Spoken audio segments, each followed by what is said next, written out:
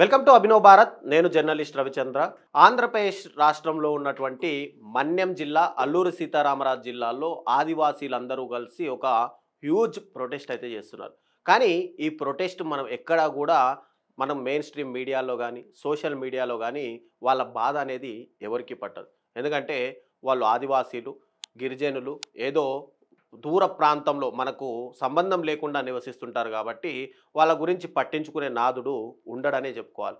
అయితే వాళ్ళు ప్రొటెస్ట్ చేయడానికి మెయిన్ రీజన్ ఏంటంటే వాళ్ళకు సంబంధించినటువంటి ఆ అడవి సంపద కానీ, వాళ్ళ వనరులు కానీ, వారి అగ్రికల్చర్ ల్యాండ్లు కానీ అన్నీ కూడా పూర్తిగా గవర్నమెంట్ స్వాధీనం చేసుకుంటుంది.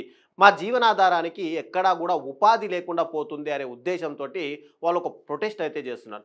దానికి కారణం ఏంటంటే ఆంధ్రప్రదేశ్ గవర్నమెంట్ తీసుకొచ్చినటువంటి ఏదైతే హైడ్రో పవర్ ప్రాజెక్ట్ అనేది ఒకటి గవర్నమెంట్ తీసుకొస్తుంది.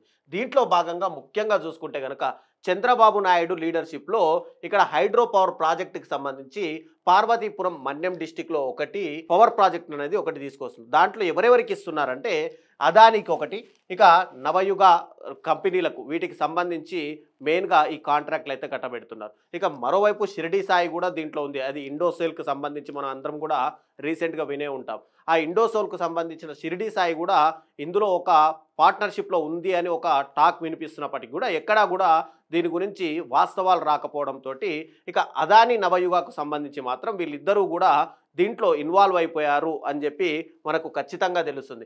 దీని ప్రకారమే ఆంధ్రప్రదేశ్ గవర్నమెంట్ ఏం చేసిందంటే జీవో నెంబర్ 51 జూన్ 30, 2025లో ఒకటి రిలీజ్ చేసింది. జీవోని రిలీజ్ చేసింది. దీంట్లో భాగంగా ఏంటంటే ఇప్పటికే అక్కడ ఉన్నటువంటి ఏవైతే మనం చూసుకుంటే కనుక పెద్దకోట ప్రాజెక్టు ఇప్పటికే 1000 మెగావాట్స్ పవర్ అక్కడ జనరేట్ అవుతుంది.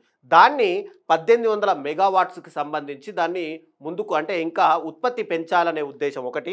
ఇక రైవాడ ప్రాజెక్టుకి సంబంధించి 600 మెగావాట్స్ ఏదైతే ఉందో దాన్ని 900 మెగావాట్స్ పవర్ని జనరేట్ చేయాలి అని చెప్పి ఇక్కడ ఆంధ్రప్రదేశ్ గవర్నమెంట్ ఒక లక్ష్యం అయితే పెట్టుకుంది. దాంట్లో భాగంగానే అటు అదానికి ఇక నవయుగకు సంబంధించి ప్రాజెక్టులను అయితే కట్టబెడుతూ వచ్చింది. అసలు ఈ హైడ్రో పవర్ ప్రాజెక్ట్ ఏంటి అంటే మనందరికీ తెలిసిందే. మెయిన్గా ఒక ప్రాజెక్ట్ కడితే ఆ ప్రాజెక్టు అంటే ఆ డ్యామ్ నుంచి వచ్చేటువంటి నీళ్లతో ఎనర్జీని మనము తయారు చేసుకుంటాం. ఫర్ ఎగ్జాంపుల్గా చూసుకుంటే కనుక పెన్ స్టాక్ అనేది వాటర్ రిసోర్సెస్ వాటర్ వచ్చేదాన్ని ఇక్కడ స్టాప్ చేసి ఇంటేక్ తీసుకొని తర్వాత పెన్ స్టాక్ నుంచి దాన్ని రిలీజ్ చేస్తే అది పూర్తిగా ఈ టర్బైన్లకు వెళ్ళి ఈ టర్బైన్ల నుంచి ఒక్కసారిగా ఫ్లో వాటర్ ఫ్లో తోటి తిరిగిపోయి ఈ టర్బైన్ల నుంచి ఒక ఎలక్ట్రిసిటీ అనేది ఉత్పత్తి అవుతుంది. ఆ ఎలక్ట్రిసిటీ జనరేట్ చేసుకొని దాన్ని పవర్గా మనము మార్చుకునే అవకాశాలు ఉంటాయి. అయితే మనకు ఇప్పటివరకు ఆంధ్రప్రదేశ్లో చూసుకుంటే కనుక ముఖ్యంగా ఒక 5 పెద్ద ప్రాజెక్టులు అయితే మనకు కనిపిస్తాయి. అందులో శ్రీశైలం డ్యామ్ ఒకటైతే, నాగార్జున సాగర్ ఒకటి, తర్వాత మచ్కుండ ఒకటి, తర్వాత అప్పర్ సీలేరు ఒకటి, మినీ హైడ్రల్ ప్రాజెక్టు వేరియస్కి సంబంధించి ఇవన్నీ కూడా వీటిని చెప్పుకోవచ్చు. ఇవి ఏంటంటే ఒకటి శ్రీశైలంలో ఉన్నటువంటి ప్రాజెక్ట్ ఏదైతే ఉందో అది ఆంధ్రప్రదేశ్లోనే అతిపెద్ద ప్రాజెక్ట్ అని చెప్పుకోవాలి. దీని ద్వారా దాదాపుగా 1670 మెగావాట్లకు సంబంధించి విద్యుత్తు ఉత్పత్తి జరుగుతుంది. ఇది 1981లో బిల్డ్ చేశారు. దీన్ని మొత్తంగా 1.2 మిలియన్ ఎకరాల్స్లో దీనికి సంబంధించిన ప్రాజెక్ట్ అయితే ఉంటుంది. ఇక రెండవది నాగార్జున సాగర్ ప్రాజెక్టు 810 మెగావాట్ల పవర్ ఇక్కడ జనరేట్ అవుతుంది. దీన్ని 1978లో ఈ ప్రాజెక్ట్ కన్స్ట్రక్షన్ అయితే అయింది. ఇదే మొట్టమొదటి ప్రాజెక్ట్ అని కూడా చెప్పుకోవచ్చు ఆంధ్రప్రదేశ్కి సంబంధించి. తర్వాత మనం ఇంకా చిన్న ప్రాజెక్టుల గురించి మాట్లాడుకుంటే మచ్కుండ్ ప్రాజెక్టు ఇది విశాఖపట్నంలో ఒక ఉంటుంది, మచ్కుంద్ రివర్ పైన. ఈ ప్రాజెక్టు 120 మెగావాట్లకు సంబంధించి పవర్ అయితే చేస్తుంది. దీన్ని 1959లోనే దీన్ని నిర్మించారు. తర్వాత అప్పర్ సీలేరు మాట్లాడితే 240 మెగావాట్స్ పవర్ ఇక్కడ జనరేట్ అవుతుంది. ఆ తర్వాత చూసుకుంటే మినీ హైడ్రల్ ప్రాజెక్ట్ సంబంధించి 50 మెగావాట్స్కి సంబంధించి ఇక్కడ కూడా పవర్ జనరేట్ అయితే అవుతుంది. ఫర్ ఎగ్జాంపుల్ ఒక ప్రాజెక్ట్ మనం డిజైన్ చేసాం, ప్రతి ఒక్కరికి కూడా అభివృద్ధి అంటే అందరికీ ఇష్టమే.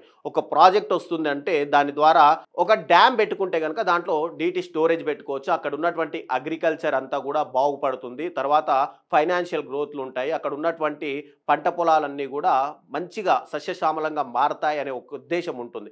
ఖచ్చితంగా ఈ ప్రాజెక్టులు ఏవైతే వస్తాయి, డ్యామ్లు ఏవైతే వస్తాయో దానివల్ల లాభం ఎంత ఉంటుందో నష్టం కూడా అంతే ఉంటుంది. ఒకసారి లాభాల గురించి మాట్లాడితే ఇక్కడ రెన్యూవబుల్ ఎనర్జీ సోర్స్ ఇరిగేషన్ అనేది పూర్తిగా ఒక డ్యామ్ కడితే ఇరిగేషన్ అనేది అక్కడ డెవలప్ అయ్యే అవకాశాలు ఉంటాయి. తర్వాత flood control and water management ఆకస్మిక వరదలు వచ్చినప్పుడు కనుక అక్కడ ఉన్నటువంటి దిగువ ప్రాంతాలు పూర్తిగా కొట్టుకుపోకుండా ఉండడానికి ఈ ఫ్లడ్ కంట్రోల్ని చేయడానికి కూడా ఈ డ్యామ్లు అనేది అత్యంత ఇంపార్టెంట్ అనే చెప్పుకోవచ్చు. తర్వాత ఎకనామిక్ డెవలప్మెంట్ కూడా ఆ ఏరియాలకు సంబంధించి పూర్తిగా ఉంటుంది.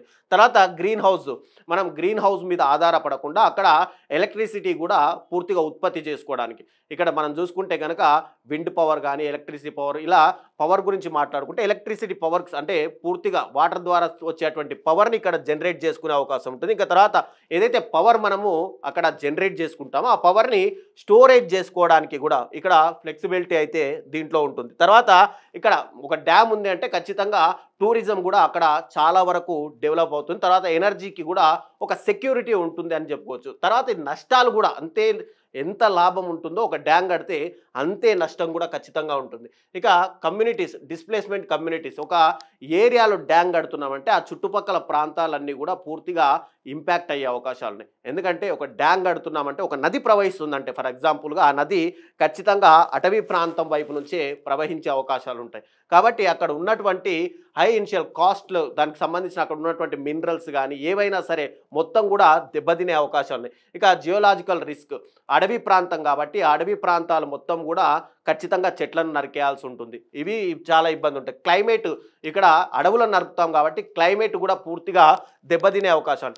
మరోవైపు వీటన్నిటికంటే ఇంపార్టెంట్ ఏంటంటే అడవులు అంటే ఖచ్చితంగా ఆ చుట్టుపక్కల గిరిజన ఆదివాసీ ప్రాంత ప్రజలు నివసిస్తుంటారు. జనజీవన స్రవంతికి పూర్తిగా దూరంగా అటవీ ప్రాంతంలో ఆ అడవులపైనే, అక్కడ ఉన్నటువంటి అగ్రికల్చర్ పైన, ఆ చెట్లపైనే ఆధారపడి వాళ్ళు నివసిస్తుంటారు. వాళ్ళకు సంబంధించిన ఈ ప్రాజెక్టులు రావడం వల్ల ఏంటంటే వాళ్ళందరూ కూడా ఇంపాక్ట్ అవుతారు. ఇంపాక్ట్ అవ్వడం వల్ల వాళ్ళకు ఫ్యూచర్లో అంటే ఇక్కడ ఒకవేళ ల్యాండ్ తీసుకున్నా కూడా గవర్నమెంట్ ఇక్కడ 1,00,000 ఎకరాలు ల్యాండ్ తీసుకుంటే ఖచ్చితంగా ఆ 1,00,000 ఎకరాలకు సంబంధించి ఈ అటవీ ప్రాంతాన్ని కొట్టేస్తారు. కాబట్టి దానికి ఆల్టర్నేట్గా ఖచ్చితంగా ఇంకో అటవీ ప్రాంతాన్ని ఆ 1,00,000 ఎకరాలని క్రియేట్ చేయాల్సిన అవసరం ఉంటుంది. ఇక్కడ ఏదైతే ఒక 10,000 మందో 20,000 మందో వాళ్ళ ఉపాధి కోల్పోతారు కాబట్టి వాళ్ళందరికీ కూడా మళ్ళీ ఉపాధి కల్పించాల్సిన అవసరము ప్రభుత్వం పైన ఉంటుంది. కానీ ఇవన్నీ ఏవి పట్టించుకోకుండా గవర్నమెంట్లు ఇమ్మీడియట్గా తమ లాభాపేక్ష అంటే ఇతర ప్రాంతాల అభివృద్ధి చెందడానికి, తమకు ఇనిషియల్గా అక్కడ డబ్బులు సంపాదించుకోవడానికి, ప్రాజెక్టులు తెచ్చాము అని చెప్పి డబ్బాలు కొట్టుకోవడానికి ఇలాంటి ప్రాజెక్టులను ఇమ్మీడియట్గా, అది కూడా ఎవరికో అయ్యారు అదాని, అంబానీ, నవయుగ ఇలాంటి వాళ్ళకి అంటే బడా వ్యాపారవేత్తలకు ఈ ప్రాజెక్టులన్నీ కూడా అంటగడుతుంటారు. ఇక తర్వాత కల్చరల్ అండ్ హెరిటేజ్, పూర్తిగా వాళ్ళ సంస్కృతి సాంప్రదాయాలన్నీ కూడా ఇక్కడ కనుమరుగైపోతుంటాయి. మెయిన్గా ఇక్కడ తీసుకొచ్చినటువంటి ఈ ఎన్విరాన్మెంట్ ఎఫెక్ట్ కానీ, ఒకవైపు చూసుకుంటే టోటల్గా డిస్ప్లేస్మెంట్ కమ్యూనిటీస్ కానీ, హై ఇనిషియల్ కాస్ట్ కానీ, జియోలాజికల్ రిస్క్లు కానీ ఇవన్నీ పూర్తిగా దెబ్బతినే అవకాశాలు ఉన్నాయి. ఇక్కడ మెయిన్గా ఇప్పుడు మనం ఇందాక చెప్పుకున్నట్టు ఆంధ్రప్రదేశ్ గవర్నమెంటు ఈ గిరిజనుల ప్రాంత ప్రజల యొక్క ఉపాధిని దెబ్బతీసే విధంగా ఇక్కడ 2 జీవోలను తీసుకొచ్చింది. అది ఏంటంటే జీవో నెంబర్ 51, జీవో నెంబర్ 13. ఆ 2 తీసుకొచ్చి ఇక్కడ చంద్రబాబు లీడర్షిప్లో ఒకటి నవయుగ కన్స్ట్రక్షన్కి, రెండోది అదానీ గ్రూప్కి ఇక్కడ కట్టబెట్టింది. ఏంటి ఈ జీవో ప్రకారం చూసుకుంటే కనుక ఆంధ్రప్రదేశ్ అనేది 2024లో క్లీన్ ఎనర్జీ పాలసీ అనేది తీసుకొచ్చింది. దీంట్లో భాగంగా 160 గిగావాట్స్కి సంబంధించి రినబుల్ కెపాసిటీ తీసుకురావాలి ఆంధ్రప్రదేశ్లో అని చెప్పి, దీనికి దాదాపుగా 10 లక్షల కోట్ల రూపాయలు పెట్టుబడి పెట్టాలి అని చెప్పి ఆంధ్రప్రదేశ్ గవర్నమెంట్ అయితే భావిస్తుంది. ఇప్పుడు మన దగ్గర 10 లక్షల కోట్ల రూపాయల బడ్జెట్ ఉందా అంటే ఆంధ్రప్రదేశ్ రాష్ట్రం పూర్తిగా అప్పుల కూబిలో ఉంది. ఇప్పుడు 3 లక్షల బడ్జెట్కి మాత్రమే మన దగ్గర సోర్స్ ఉంది. కానీ ఫ్యూచర్లో దాన్ని ఎస్టిమేషన్ పెరుగుతుందనే ఉద్దేశంతో 10 లక్షల కోట్ల రూపాయలకు లార్జ్ స్కేల్ పంప్డ్ స్టోరేజ్ కింద దీన్ని తీసుకురావాలని చెప్పి ప్రభుత్వం అయితే భావిస్తుంది. దీంట్లో భాగంగానే అదానీ ఎనర్జీ లిమిటెడ్కి దాదాపుగా 1000 మెగావాట్లు, ఎక్కడ అంటే పెద్దకోట అల్లూరి సీతారామరాజు జిల్లాలో దాదాపుగా 600 మెగావాట్లకు సంబంధించిన ఒక ప్రాజెక్టు. తర్వాత అది రైవాడ విజయనగరం డిస్టిక్లో ఇది పూర్తిగా ఇచ్చింది. ఇక్కడ రైవాడ డిస్టిక్లో చూసుకుంటే కనుక 1800 మెగావాట్స్, 900 మెగావాట్స్ టోటల్గా ఇచ్చింది. ఇది జీవో నెంబరు 51 ప్రకారం ఇది జూన్ 30, 2025లో ఈ జీవో అనేది పాస్ చేశారు. తర్వాత నవయుగ ఇంజనీరింగ్ కంపెనీకి సంబంధించి 1500 మెగావాట్లు, ఇక్కడ గుజ్జిలి దగ్గర 800 మెగావాట్లు ఉంటే మొత్తం 1500 మెగావాట్లు, దాంట్లో గుజ్జిలి దగ్గర 800 మెగావాట్లు, చిత్తంవలస దగ్గర ఏఎస్ఆర్ డిస్టిక్ అంటే అల్లూరు సీతారామరాజు డిస్టిక్ దగ్గర జీవో నెంబర్ 13 ప్రకారం అంటే ఫిబ్రవరి 7, 2025లో ఈ జీవో అయితే తీసుకొచ్చారు. దీంట్లో ఏంటంటే రెండుకు సంబంధించి ఎస్ఐపిబి కూడా ఇక్కడ అప్రూవల్ ఇచ్చింది. ఇది గ్రీన్ ఎనర్జీ ప్రమోషన్ స్కీమ్ కింద వీటి అప్రూవల్ అయితే జరిగిపోయాయి. ఇక ఈ అప్రూవల్ అయితే వచ్చింది, మంచిదే, అభివృద్ధిని నేను కూడా కాదనను, ఎవరు కూడా కాదన్నారు. కానీ దీనివల్ల నష్టపోయేది ఎంత?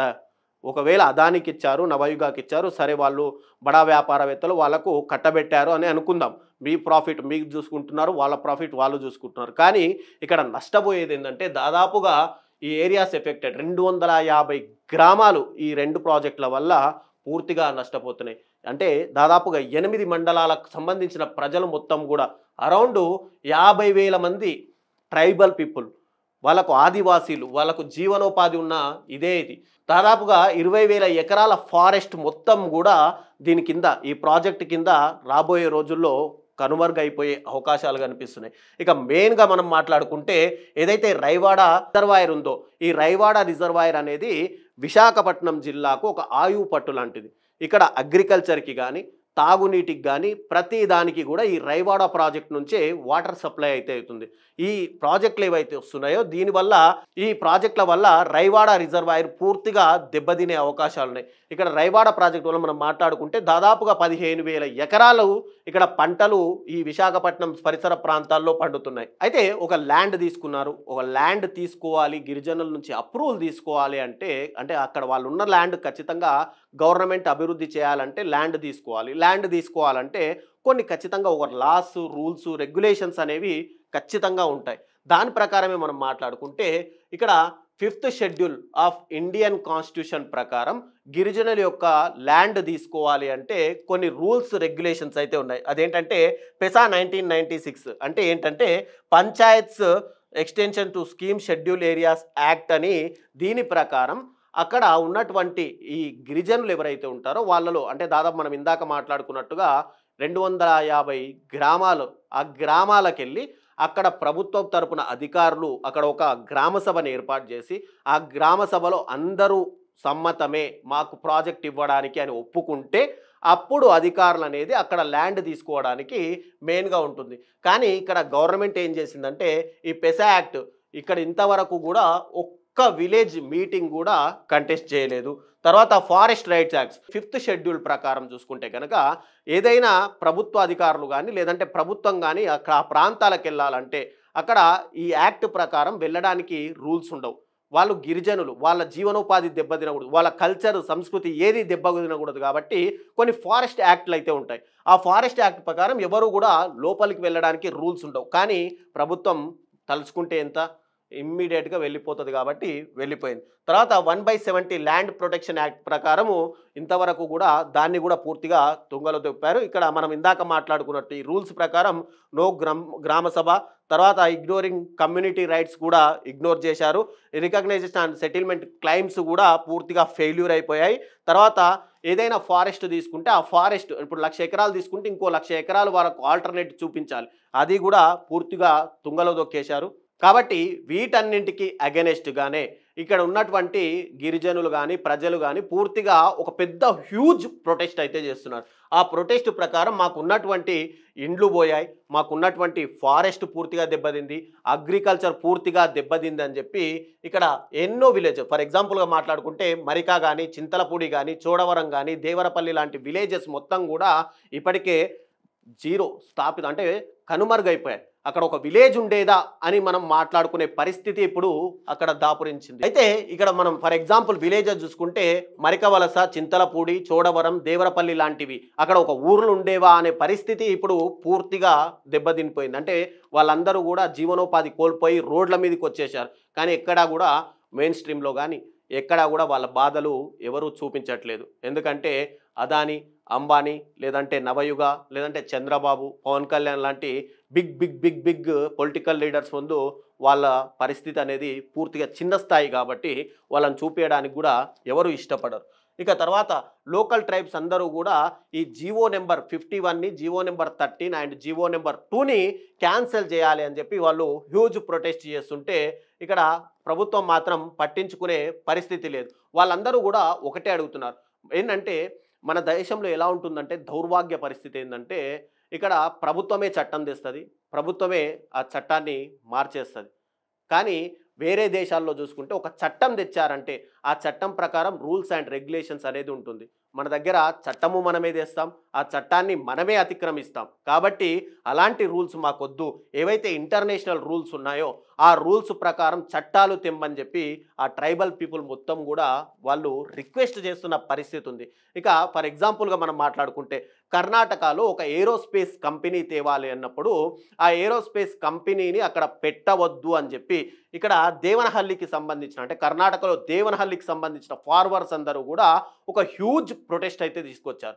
ఆ ప్రొటెస్ట్ ద్వారా అక్కడ కర్ణాటక గవర్నమెంట్ ఆ ఫ్యాక్టరీ అంటే ఏరోస్పేస్ కంపెనీని అక్కడ లేకుండా చేస్తే ఆ ఏరోస్పేస్ కంపెనీ ఏదైతే వాళ్ళకు దెబ్బతింటుంది, వాళ్ళ జీవనోపాధి అని వద్దన్న వాటిని ఇక్కడ మన మంత్రులు మాత్రం ఆహ్వానిస్తున్నాం. మీరు రండి, మీకు 99 పైసకు మీకు ఎకరం ఇస్తాము, మీకు వాటర్ సప్లై ఇస్తాము, మీకు పవర్ సప్లై ఇస్తాము, సబ్సిడీలు ఇస్తాము, ప్రతిదీ ఇస్తాము.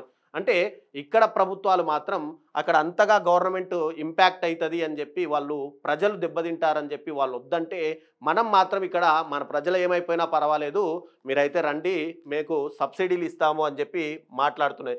అయితే ఇక్కడ టోటల్గా 2025 జూలై 29న ఇక్కడ అదానికి సంబంధించి పార్వతీపురంలో ఇచ్చినటువంటి ఏదైతే జీవో ప్రకారం ఇచ్చినటువంటి ప్రాజెక్టుకి క్యాన్సల్ అయ్యింది అని చెప్పి ఒక్కొక్క వేరియస్గా కొంతమంది మంత్రులు బయటికి వచ్చి మాట్లాడుతున్నారు. నిజంగానే ఈ జీవో నెంబర్ 51లో కానీ జీవో నెంబర్ 13లో కానీ ఏముంది అసలు అంటే జీవో నెంబర్ 13 అనేది 7/2/2025లో ఇచ్చారు.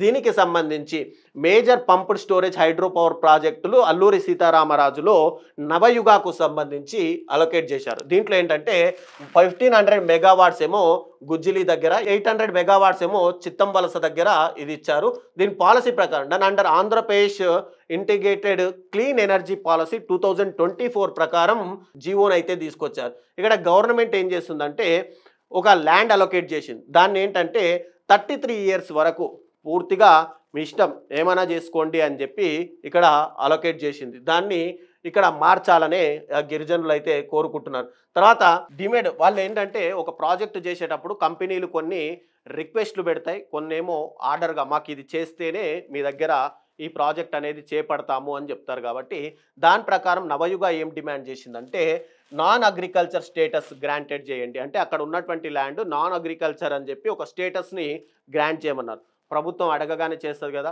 ఓకే గ్రాంటెడ్ అని చెప్పింది. తర్వాత exemption from certain conversion fees ఏవైతే ఉంటాయో అవి మాఫీ చేయమన్నారు. ఎస్ చేసేసాం. తర్వాత వాటర్ సెస్ ప్రాజెక్టుకి సంబంధించి వాటర్ సెస్ ఏదైతే ఉంటో అది కూడా క్యాన్సిల్ చేసేశారు.